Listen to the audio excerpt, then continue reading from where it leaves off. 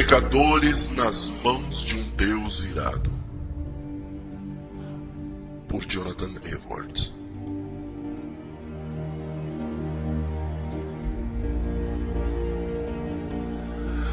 Minha é a vingança e a recompensa, ao tempo que resvalar o seu pé, porque o dia da sua ruína está próximo, e as coisas que lhe hão de suceder se apressam a chegar.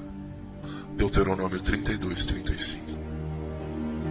Nesse verso está indicada a vingança de Deus sobre os pecaminosos e descrentes israelitas, que eram um povo visível de Deus, e que viviam sob os meios de graça, mas que, não obstante todas as maravilhas das obras de Deus para com eles, permaneciam faltos de conselho, não havendo neles entendimento. Debaixo de todos os cultivos do céu, eles produziam fruto amargo e venenoso, como está nos 2 versos próximos que precedem o texto. A expressão que escolhi como meu texto, ao tempo que resvalar o seu pé, parece encerrar os seguintes fatos, relativos à punição e à destruição a que estes israelitas pecadores estavam sujeitos.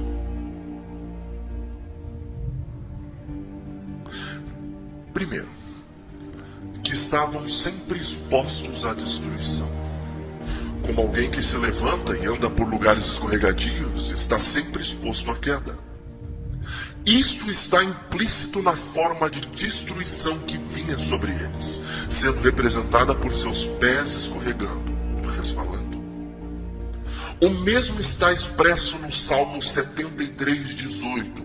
Certamente tu os puseste em lugares escorregadios, tu os lanças em destruição. Segundo, isso implica que eles sempre estiveram expostos a uma repentina e inesperada destruição. Como aquele que anda por locais escorregadios está a cada instante sujeito à queda. Ele não pode prever o momento em que estará de pé ou próximo em que cairá. E quando cai, cai subitamente, sem aviso. Isto também está expresso em Salmo 73:18 e 19. Certamente tu os puseste em lugares escorregadios, tu os lanças em destruição, como caem na desolação quase no momento, ficam totalmente consumidos de terrores. Outra implicação é que eles estavam sujeitos a cair por si mesmos, sem serem derrubados pela mão de outro. Como aquele que se levanta e anda por um terreno escorregadio, não precisa de nada além do seu próprio peso para derrubá-lo. Que a razão por que eles não haviam ainda caído e não caíram naquele instante é apenas que o tempo definido por Deus não havia chegado. Por isso está dito que ao tempo, ou quando o tempo determinado chegar, seus pés irão resvalar. Então será permitido que caiam, como estão propensos por seu próprio peso. Deus não irá mais segurá-los nesses lugares escorregadios, mas irá deixá-los cair. E então, neste exato instante, cairão em destruição. Como aquele que se põe em pé em uma rampa escorregadia e inclinada, à beira de um penhasco, não pode permanecer em pé por si só. Quando é solto imediatamente, cai e está perdido. O exame das palavras nas quais eu irei agora insistir é este: não há nada que mantenha pecadores em momento algum fora do inferno, a não ser a mera graça de Deus. Por mera graça de Deus, quero dizer, a sua soberana graça, sua vontade arbitrária, não se prendendo a qualquer obrigação, não impedida por nenhuma forma de dificuldade, qualquer coisa ou coisa alguma jamais que a possibilidade da vontade de Deus tida em seu amor ou em seu menor grau, ou em qualquer outra consideração, qualquer seja, nenhuma outra mão há a preservar os pecadores em momento algum. A verdade deste exame pode aparecer através de algumas considerações. Por exemplo, não há nenhuma falta de poder em Deus para lançar pecadores ao inferno a qualquer instante. As mãos dos homens não têm força quando Deus se levanta. O mais forte não pode lhe resistir, não pode escapar de suas mãos. Ele não somente é capaz de lançar pecadores ao inferno, mas pode fazê-lo muito facilmente. Algumas vezes um príncipe terreno encontra grande dificuldade para subjugar um rebelde que tem encontrado meios de se fortificar e que tenha se feito forte pelo número de seus seguidores, mas não é assim com Deus. Não há fortaleza que sirva de defesa contra o poder de Deus. E ainda que mãos se unam umas às outras, e vastas multidões de inimigos de Deus se combinem e se associem, eles não serão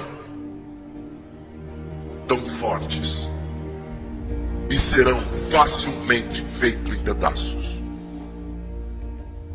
Eles são como um grande monte de finas moinhas diante de um tufão, ou grande quantidade de restolho seco diante das chamas devoradoras. Nós achamos fácil pisar e esmagar um verme que vejamos a se arrastar pelo chão. Assim também nos é fácil cortar ou queimar uma fina linha na qual alguma coisa esteja pendurada. Pois é fácil assim para Deus, quando deseja lançar seus inimigos até o inferno. O que nós somos, para que pensemos em nos colocar contra Ele, por cuja repreensão a terra treme, e diante de quem as rochas são esmagadas. Eles merecem ser lançados ao inferno. Tanto que a divina justiça nunca se interpõe no caminho. Ela não faz nenhuma objeção quanto a Deus usar o seu poder no momento de destruí-los. De fato, ao contrário, a justiça clama por uma infinita punição de seus pecados. A justiça divina diz: aqueles que geram tais uvas de Sodoma, cortam, porque ocupa ainda a terra inutilmente. Lucas 13, 7. A espada da divina justiça está neste momento brandindo sobre as suas cabeças. E não há nada além da mão da soberana misericórdia e da mera vontade de Deus detendo-a. Eles já estão sob uma sentença de condenação ao inferno. Eles não somente merecem justamente serem lançados lá, mas a sentença da lei de Deus, que é a eterna e imutável regra de justiça que Deus fixou entre eles e a humanidade, esta foi contra eles e permanece contra eles, tanto que já estão suspensos sobre o inferno. Quem não crê já está condenado. João 3,18. Assim é que cada homem não convertido pertence ao inferno, que é o seu lugar. De lá ele é. Vós sois de baixo. João 8,23. E para lá está elevado. É o lugar onde a justiça e a palavra de Deus e a sentença da sua imutável lei serão aplicadas sobre este homem. Eles são agora objeto daquela mesma ira e vingança de Deus, que é expressa pelos tormentos do inferno.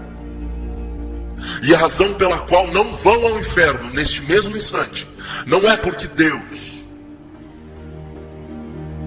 em poder de quem estão, não esteja neste momento grandemente irado com eles. Da mesma forma como está com as muitas miseráveis criaturas que estão agora em tormentos no inferno, as quais lá sentem e suportam a fúria de sua ira. Na verdade, Deus está irado em um grau muito maior com um grande número do que estão agora na terra. Sim. E sem dúvida com muitos que estão agora nesta congregação. Inclusive os quais é possível estejam bem à vontade. Do que está com muitos aqueles que estão agora nas chamas do inferno. Tanto que não é porque Deus esteja desatento às suas maldades e não se ressinta delas, que Ele não deixa sua mão baixar e cortá-los fora. Deus não é de forma alguma como eles próprios, apesar deles o imaginarem como sendo. A ira de Deus queima contra eles. Sua condenação não descansa. O abismo está preparado. O fogo está pronto. A fornalha já está quente, pronta para recebê-los. As chamas estão neste momento intensas e ardentes. A resplandecente espada está afiada e levantada sobre eles. E o abismo tem aberto sua boca abaixo deles. O diabo permanece pronto a cair sobre eles e apanhá-los com seus próprios, no momento em que Deus o permitir. Eles lhe pertencem. Ele tem suas almas em possessão em seu domínio. As Escrituras os representam como suas posses. Os demônios os assistem. Estão sempre com eles à sua mão direita. Os demônios permanecem aguardando por eles como vorazes leões famintos que veem a sua presa e esperam consegui-la, mas que por enquanto são mantidos afastados. Se Deus retirasse sua mão, pela qual os demônios estão sendo contidos, eles iriam imediatamente voar sobre suas pobres almas. A antiga serpente está escancarada para eles. O inferno abre a sua enorme boca para recebê-los. E se Deus assim o permitisse, seriam rapidamente engolidos e estariam perdidos. Há nas almas dos pecadores princípios diabólicos reinando, os quais num instante queimariam e arderiam no fogo do inferno, não fosse pela restrição de Deus. Existe guardada na própria natureza humana do homem carnal uma fundação para os tormentos do inferno. Existem neles princípios corrompidos em radiante e reinante poder, e em plena possessão deles, que são as sementes do fogo do inferno. Esses princípios estão ativos e são poderosos e extremamente violentos em sua natureza. E se não fosse pela restringente mão de Deus sobre eles, rapidamente se romperiam e se incendiariam. Da mesma forma que estas mesmas corrupções que o mesmo inimigo cria nos corações das almas, em danação no inferno, e produziriam os mesmos tormentos que nela produzem. As almas dos pecadores são comparadas pelas Escrituras a um mar bravo. No momento, Deus restringe sua maldade através de seu imenso poder, como ele faz com as furiosas ondas do mar turbulento, dizendo: até aqui virás, e não mais adiante. Mas se Deus retirasse esse poder restringente, ele levaria rapidamente todos consigo. O pecado é a ruína, é a miséria da alma. É destrutivo em sua natureza. E se Deus o deixasse sem a sua restrição, nada mais seria necessário para tomar a alma completamente miserável. A corrupção do coração do homem é sem moderação e não tem limites em sua fúria. E enquanto o pecador aqui viver, é como um fogo contido pela restrição de Deus, levando-se em conta que, se for deixado solto, incendiará o curso da natureza, e o coração será então uma fossa de pecado. Assim, se o pecado não fosse restringido, imediatamente transformaria a alma em um forno ardente, ou em uma fornalha de fogo e enxofre. Não há segurança para pecadores em momento algum, ainda que não existam meios visíveis de morte à mão. Não há segurança para um homem natural, ainda que agora esteja com saúde, e que não veja de que forma possa já agora sair do mundo por causa de algum acidente, e que não haja qualquer perigo visível em nenhum aspecto de suas condições de vida. A contínua e variada experiência do mundo em todos os tempos mostra que isto não é evidência de que um homem não esteja à beira da eternidade, ou de que o próximo passo não ocorra em outro mundo. O invisível, os imprevisíveis caminhos e meios pelos quais as pessoas vão subitamente para fora deste mundo são inumeráveis e inimagináveis. Homens inconversos andam sobre o abismo do inferno em uma cobertura podre, e há inúmeros lugares nesta cobertura tão fracos que não suportarão o seu peso, e estes lugares não são visíveis. As flechas da morte voam invisíveis mesmo ao meio-dia. A vista mais aguçada não as pode discernir. Deus tem muitos e insondáveis meios de levar pecadores para fora deste mundo e enviá-los ao inferno. E não há nada que mostre isso. De modo que Deus não tem necessidade de ficar à busca de um milagre, ou de alterar o curso normal de sua providência para destruir qualquer pecador. Em um momento qualquer, todos os meios que existem para que os pecadores saiam deste mundo, todos estão na mão de Deus. E estão tão universal e absolutamente sujeitos ao seu poder e determinação que não depende de nada além da mais simples vontade de Deus para que os pecadores sigam em um instante qualquer para o inferno, mesmo que estes meios jamais tenham sido utilizados ou que não sejam concernentes ao caso. A prudência e o cuidado dos homens naturais em preservar as suas próprias vidas, ou o cuidado de outros em preservá-las, não lhes dá segurança em tempo algum.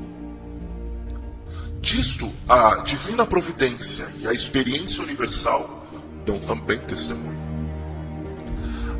Há esta clara evidência de que a sabedoria própria dos homens não lhes é segura contra a morte. Porque se fosse de outra forma, nós veríamos alguma diferença entre os homens sábios e políticos do mundo e os outros com relação à sujeição e uma morte prematura e inesperada? Mas como é isso de fato? E como morre o sábio, assim morre o tolo. Eclesiastes 2,16. Todos os esforços e a sagacidade dos pecadores, as quais usam para tentar escapar do inferno, enquanto continuam a rejeitar a Cristo, e portanto permanecendo pecadores, não lhes garantem contra o inferno em nenhum momento. Praticamente qualquer homem natural que ouve sobre o inferno ilude a si mesmo de que irá escapar dele. Ele depende de si mesmo para a sua própria segurança.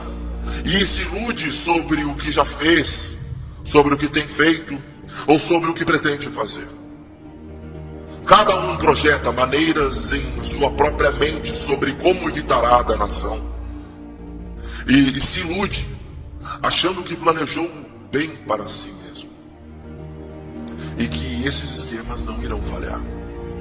Eles ouvem, na verdade, que há muito poucos salvos e que grande parte dos homens que antes morreram foram para o inferno. Mas cada um imagina que projetou maneiras melhores para o seu próprio escape do que os outros que o fizeram.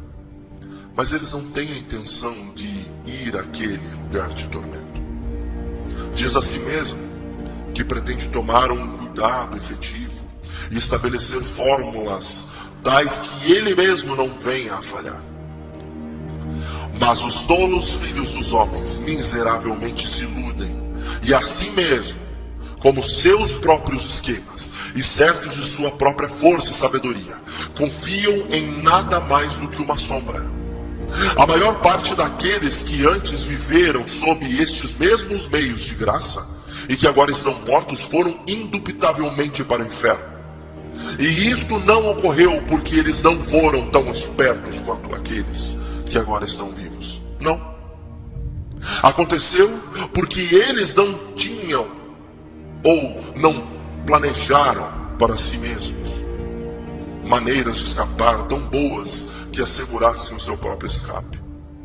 Se nós pudéssemos falar com eles e inquirir deles, um por um, se eles esperavam quando vivos, quando ouviram sobre o inferno, que em algum momento estariam sujeitos àquela miséria, sem dúvida, iríamos ouvir um por um responder: não, eu nunca pretendi vir para cá. Eu tinha planejado as coisas de outra forma em minha mente. Eu pensei que havia planejado bem para mim. Pensei que o meu esquema fosse bom. Eu pretendi tomar cuidados efetivos. Mas ela veio sobre mim inesperadamente. E eu não a procurei naquele instante, ou daquela forma. Ela veio como um ladrão. A morte levou a melhor sobre mim. A ira de Deus foi rápida demais para mim. Oh, minha amaldiçoada insensatez. Eu estava me iludindo e me agradando com os sonhos vãos do que faria em minha vida futura, ao tempo que dizia paz e segurança. Então sobreveio repentina destruição. Deus não se tem colocado sob nenhuma obrigação, por qualquer promessa, a manter homens naturais fora do inferno em algum momento. Deus certamente não fez promessas, seja de vida eterna, ou de qualquer livramento, ou preservação da morte eterna, além das que estão contidas na aliança da graça, as promessas que são dadas em Cristo, no qual todas as promessas estão de fato, e amém. Mas certamente não tem interesse nas promessas da aliança da graça aqueles que não são filhos da graça, aqueles que não creem em qualquer de suas promessas e não têm interesse no mediador da aliança. Assim é que, com relação a tudo o que alguns têm imaginado e aspirado sobre as promessas feitas, as buscas e batidas honestas de homens naturais, é evidente e manifesto que, a despeito dos esforços de um homem natural, tome em religião, a despeito das orações que faça, ou até o momento em que venha a crer em Cristo, Deus não está de forma alguma obrigado de proteger um momento sequer da destruição eterna. Assim é que, desta forma, estão os homens naturais, seguros pelas mãos de Deus, sobre o abismo do inferno, Eles merecem o abismo.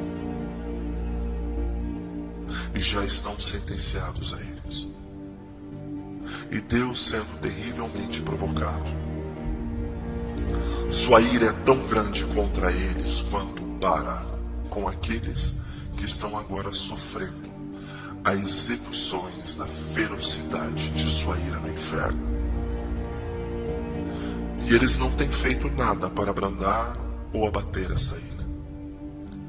Nem está Deus ao menos preso por qualquer promessa a mantê-los um instante que seja. O diabo os está esperando. O inferno está escancarado para eles.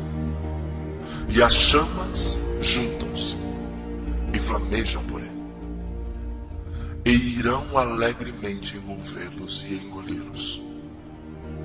O fogo contido em seus próprios corações está se debatendo para sair. E eles não têm qualquer interesse em um mediador. Não há meios através dos quais alcancem o que eles podem ser de segurança. Resumindo, os pecadores não têm refúgio. Nada que os mantenha. Tudo os que preserva em cada momento é a mera vontade arbitrária e não pactuada, não obrigada, a clemência de um Deus enfurecido.